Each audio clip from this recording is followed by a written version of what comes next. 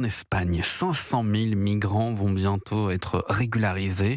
Une décision du gouvernement socialiste qui pourrait avoir des conséquences sur tout le continent. Oui, alors que l'UE vient de voter de nouvelles mesures pour renforcer sa lutte contre l'immigration illégale, cette mesure espagnole pourrait faciliter une nouvelle vague migratoire. Le Premier ministre espagnol Pedro Sánchez se félicite, lui, d'un acte, je cite, de normalisation.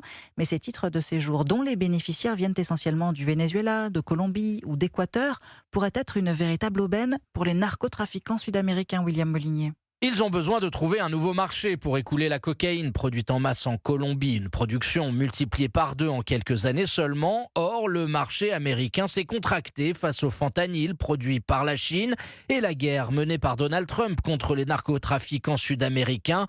Il leur faut donc trouver des débouchés. Ils regardent désormais vers l'Europe, devenue le premier continent de consommation de cocaïne. L'Espagne est une porte d'entrée privilégiée grâce notamment à une immigration moins visible culturellement que celle issue du Maghreb.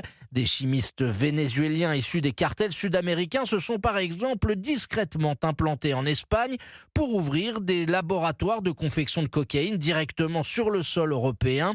En France, les enquêteurs ont en début d'année démantelé des équipes de malfaiteurs colombiens recrutés comme tueurs à gages par des trafiquants lyonnais, un phénomène suivi de très près par les spécialistes de la lutte anti-stupéfiants qui observent clairement un rapprochement entre les mafias européennes et les cartels sud-américains. William Molinier du service police-justice d'Europe.